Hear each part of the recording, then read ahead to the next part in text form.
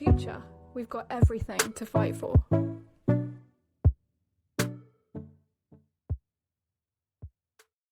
Hello everyone, welcome back to the Imperfect Activist.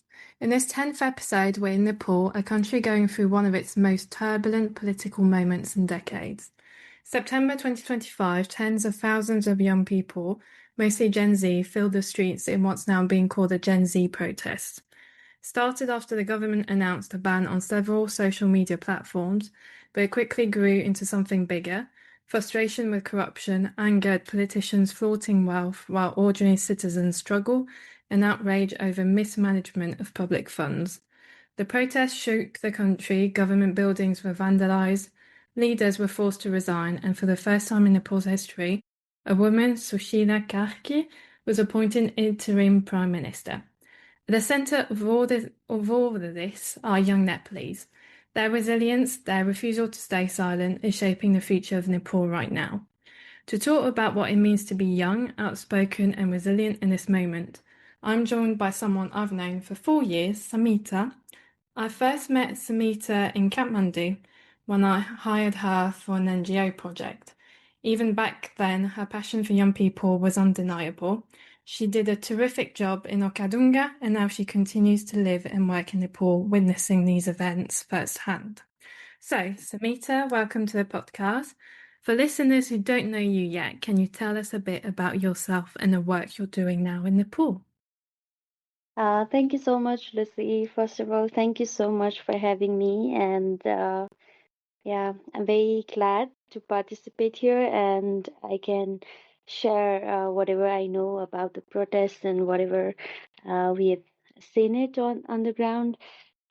So yeah, my name is Samita. I'm from Nepal, and at the moment I'm leading a project. It's called Rangi Changi, and it's a youth-led project.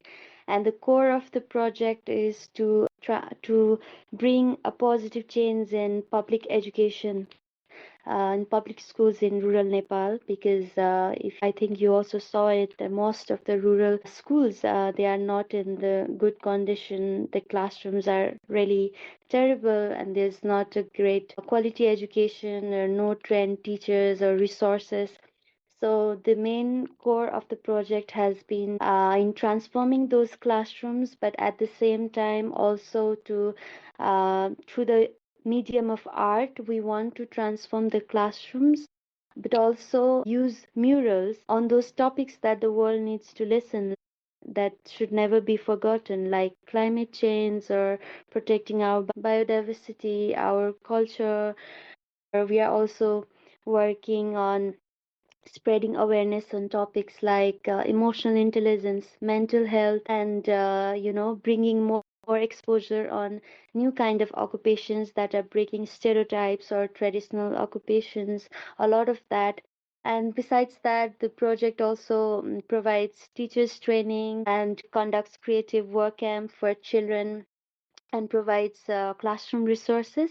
So I started this last year since September, and since then I've been really engaged with the project, and it's been doing really good. At the same time, I've also started working for young children and adults, especially to help them develop a healthy confidence and healthy self-esteem. And I do that by teaching them with life skills and mindfulness and self-awareness tools. So yeah, that's where I'm mostly engaged currently. Thank you, Samita. I just remember the first time I met you in Kathmandu and how your energy for young people and children just sparked. So all the work you're doing I know you did some in Arkandunga, but you're doing some other places in Nepal as well. And I'll drop the name of your organization in our Instagram bio when I drop the episodes. But please have a look to what Samita is doing in Nepal because she's an amazing young woman and she's doing a lot for young people and children. But yeah, your energy for working with young people stood out instantly. So what continues to drive that passion today?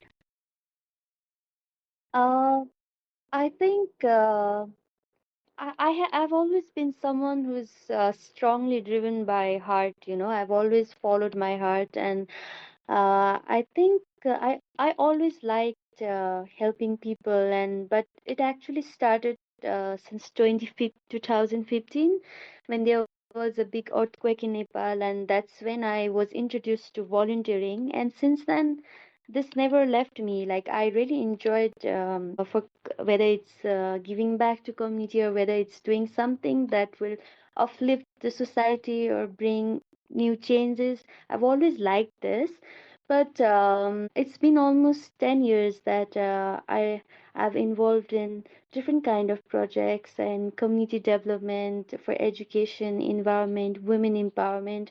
But among them, I've always felt most heavy sentiments for children and young adults. I've all naturally loved them, loved children so much, and I always felt.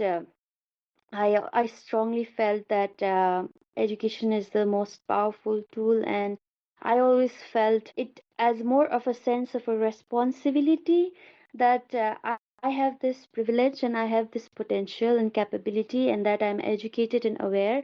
I always felt that I was the right person that I can give back to young generation, and I have always wanted to do that through education. So I was always very committed to bring improvement in public education in Nepal. And that's how I wanted to improve children's life, mostly in rural Nepal. Yeah. Thank you for the amazing work you're doing, Samita. Like, really, you have an impact, and I can see it even on your social media, but also with the kids and the young people you work with. And talking about young people, so this episode is about a Gen Z protest that happened in Nepal beginning of this month. And so the started with the social media bans, and then it escalated to anger at corruptions and governments. And young people were the driving force of accountability during those protests, and they voiced their opinions and their anger towards what was happening in Nepal and the government as well. But I think it showed how resilience can show up when the stakes are high. And Nepal was a perfect example of how youth advocacy can change things. So you've been watching these protests unfold in Kathmandu especially, but what do they feel like on the ground?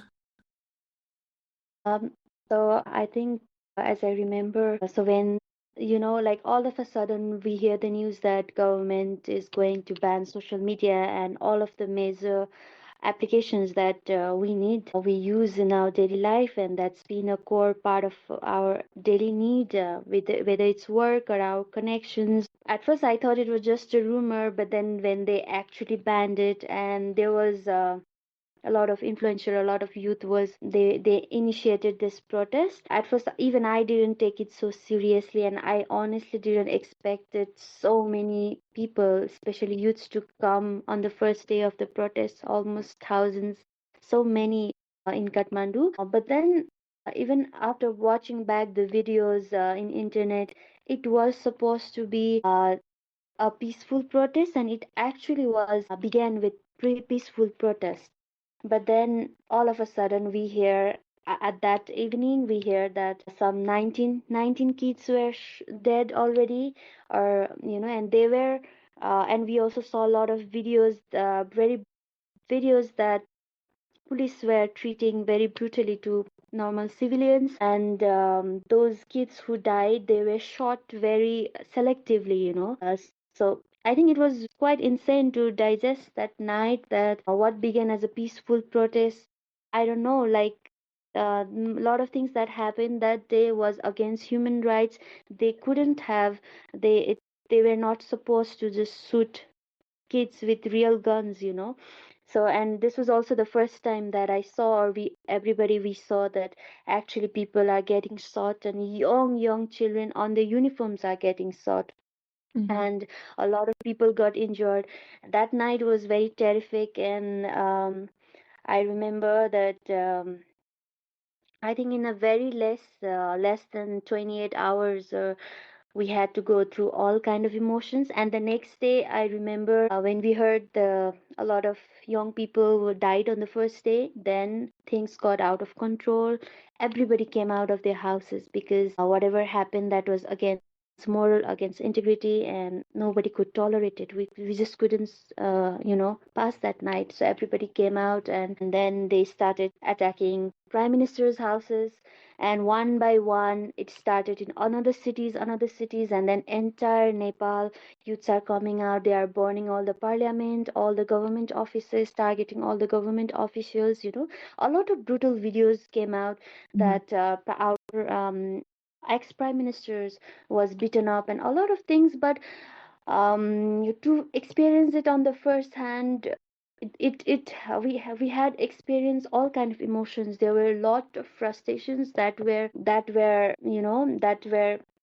kept behind the layers. All kind of frustration came out, and then there was pain, and then there was grief, and then everything happened so suddenly that it was all just too unreal that happened. And then at some point things got so out of hand that we had no certainty about our country, that what's going to happen next, because everything was burning down, and there was no people where it was.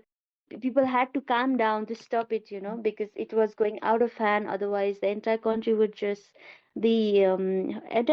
be burning. So but then army took control, and that's when Gen Z took the lead online. And then everybody of us, we participated in this Discord meeting, and then we figured out that about the interim government, and then that's how a new government had to form, and that's how we appointed a new prime minister, also first female prime minister for 6 months. Yeah, I think that's after that. A little There was a little hope, let's say, because things were under control. But at the moment we are still facing the aftermath. It's not a big win. I think we are wounded. I would say we are very wounded. Yeah, I remember seeing the images of the parliament being on fire, like on TikTok. Yeah. Social media is quite big in Nepal from what I remember.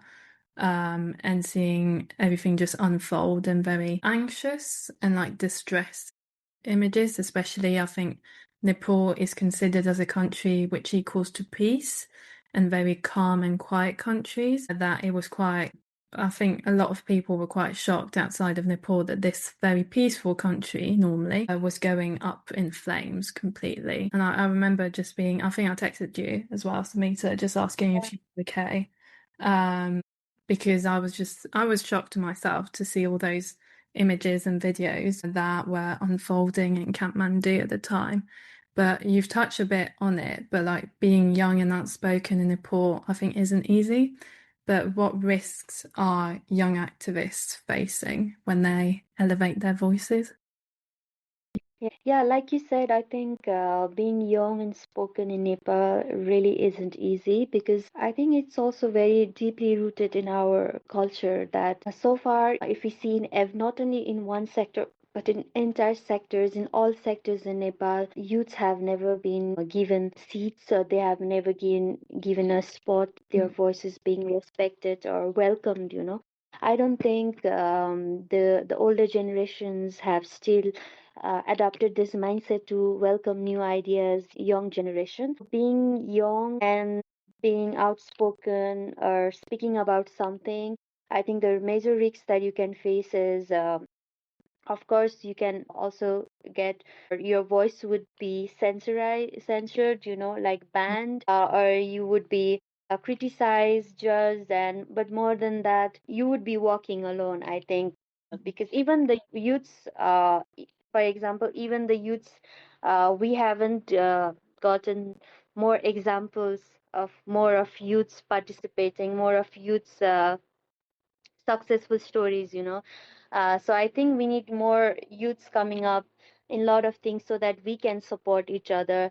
So at the moment, I think still anyone who's any young activist, they are facing a lot of criticism. I can give you an example of at the current moment, there is a person named Sudan Gurung, and he's been actively leading this Gen protest, and also he's been a very prominent figure in this Gen movement, and he has been facing a lot of threats and death threats, and he's and a lot of people are trying to put the negative, try to put the negative remarks on his image and try to manipulate false things about him. But more than that, he's also not being receiving a lot of support from other youths. So I think maybe someday, if more and more youths come up at stage, maybe we can be open to support each other. So I think it's more about the culture or behavior. Talking about culture, there's like a caste system in Nepal, and there's also a disparity between man and women. And you being a young woman yourself, how are young women navigating these protests? Are they being heard equally? I think, to be honest, I think this was more about our country and more about youth voice. I personally didn't see any particular example or anything like that. It was, difference it happened between a man or a woman. I think it was more general as a youth voice Yeah. than a man or woman. So in this case, I really didn't notice anything like that. Which is good in a way. Uh, Yeah. yeah. And you've touched about like the platforms, like social media platforms like TikTok, Instagram, or Facebook, but how do you think these platforms are helping young Nepalese make their voices heard? Yes, in today's generation and in at the moment today, it plays a huge role, and not only this movement. I think even in the past movement, there was Me Too movement, and I think social media helps a lot to connect everybody, and it's been a lot easier that we can raise our voices, and um, it's been a lot easier to connect people overall, and how quickly things get spread. But the limitation is that there's also a lot of false news and a lot of misinformation that goes around. But if we could use it rightly, then I think social media really plays a huge role. For instance, the movement was first triggered with this Nepo trend, this corruption trend, Mhm. and even through memes and everything got spread so quickly. Yeah. And how do rural youth who may not have the same access find ways to speak out? Uh, So, how do you think like young people in the countryside, do they have the same level of access and platform for their voice to be heard than the ones in Kathmandu? yeah. Well, I think because I've traveled to most of the rural parts of Nepal, I think these days most of the people have internet access, and even they don't have access, the news will still reach there. But I do understand that they might not have equal opportunity to use the platform like us in the city areas. um, I think maybe that's why I think maybe there should be more platforms like where, like for example, like podcasts like this, or maybe discussions or offline discussions or youth clubs. I think this should be really great to able to use youth voices to be heard. Yeah, and do you think young people are hopeful with like the new first woman prime minister being appointed? From what I see, because with how the government was formed and how we selected the first female prime minister, the situation itself was a very unforeseen situation, and I think it's not about we are definitely happy that we had our first female prime minister, but depending on how the situation was, everything happened, we just had to find someone promising at that moment. So I think it's more about the government, and it's not about the like male or female. I think if we see her background, it seems really promising. So yeah. So, do you think young people would be hopeful in Nepal, especially? For now, yes, most of us we are very hopeful but not that because she's a female prime minister, but if we look her background, then she's already been ex-chief judge, and she's always been a big advocate about anti-corruption. Sorry, about corruption, against corruption, and she's also been proven really promising and prominent person for the Nepal. So in that sense, I think we are all very hopeful. Yeah. Which is nice to hear in a way, and also I think Yeah. a very unusual fact that she was elected through Discord, if I'm not, Yeah. yeah, is very Yeah. unusual for, I think it's the first time in the world actually someone has a high as like prime minister has been elected through a social media. Yeah, true. Do you think that again, like social media platforms are the main channels for young people to have their voices being heard? But if you could change one thing about how young people are included in politics, what would it be? Sorry, can you repeat the last part? Yeah, if you could change one thing about how young people are included in politics, what would it be? I think maybe second, first of all, uh, I think from her side, maybe she can, because we are asking for accountability and we want more transparency that the last government could never give us. So Mhm. maybe she can make things more transparent and um make it more youth friendly, or make it, for example, maybe she can open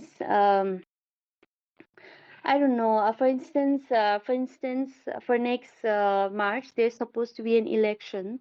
So most of the Gen Z movement, most of the Gen Z who were in the protests, so they were 16 or 17, and so recently, I think from what I heard, they are going to make the votings. I think they are going to let even the younger ones to vote or something. So I think things like that could really help to slowly bring youth interested in politics. Because first of all, before this movement, I don't think most of the youths were politically aware. We had any literacy about politics, about our about the government, how does it work, even about the local government, about ward and municipality. So I believe the first step is to actually have little knowledge about it. And maybe slowly, if we get interest, then maybe that's how we are going to be more engaged in what's happening in our country, and maybe we can act on it. So maybe she can do something that will relate to this. I think that would be a great idea. And like, what's your vision for Nepal by 2030? Honestly, at the moment, there's still, like I said before, this doesn't seem like a full win, because honestly, I still feel like we are, it's still uncertain. Country is still uncertain. Every day we are waiting what's going to happen next. But at the same time, if we look at a positive note, maybe this could be really beginning of something bigger, and this could be really the mark of change. I think we could really bring change our country, select our own leaders, maybe actually be different than all the years. So if we so I think so we have to wait until next election. But whatever happened some days ago, and this protest, I think it will always be a reminder that if we can act together, or if youths are uniting together, or if we can really, if everybody raise our voice and act, then I think we can actually make some difference together. So maybe in next 2030, I cannot say uh, something unreal, but I think, but what I can say is that whatever happened, this movement will not be easily forgotten, and this will always be a reminder, like maybe a new culture shift, like now we will not tolerate anymore. Now we are going to be very engaged in this and make sure that we act together, and we just don't forget, and we just be involved in this, because I think I remember before we were never involved in our country, whether talking about government or talking about corruption. But I think maybe this can be a reminder that we keep on talking about it in any other ways, or we keep on asking them more transparency, accountability. We keep on checking up on our leaders, whether they are doing their things right. I think, yeah. So this moment has really made me realize the power of voice and power of participation, no matter wherever people are. So I think just really hope that this will go on and it will be a new example. That's what I see for next year's. And I think you've touched on it, but I think personally Nepal and the young people in Nepal have marked history to the country, but also to the world, in the sense of that protest was one of the first ones from Gen Z. And I feel like credit to young people in Nepal, credit to you as well, Samita.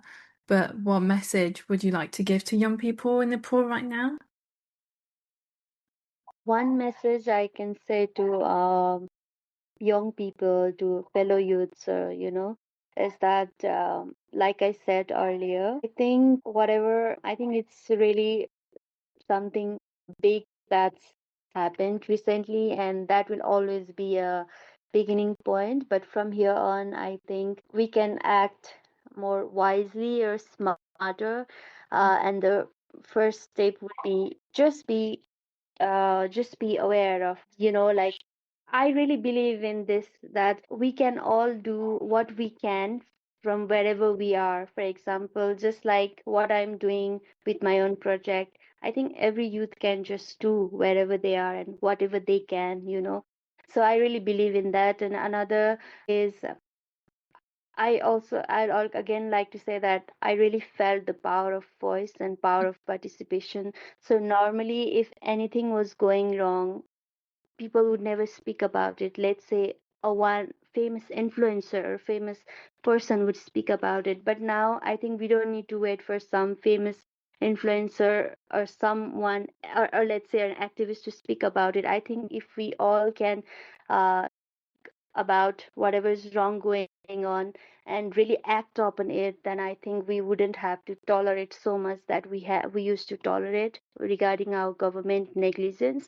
So I really want to say to fellow youth that I think change really starts from us, and let's just start acting from ourselves only. That was like the perfect end to this episode, and like your answer was just fabulous. And I think I echo with what you've said as well, in terms of like young people being at the center of change and having their voices being heard. So thank you very much, Samita, for being on this episode, and also to share Thank you so history about Nepal and like what you're doing in Nepal. And as we close out this episode, we're reminded that resilience isn't just about surviving hardship. It's about refusing to give up even when systems seem stacked against you. And I think Nepal's young people are showing the world what it means to demand accountability, to stand for justice, and to keep believing in the possibilities of change. Their voices are the heart of this moment, and they're not going away. So stay grounded, stay questioning, and keep showing up imperfectly. Have a lovely evening. Bye.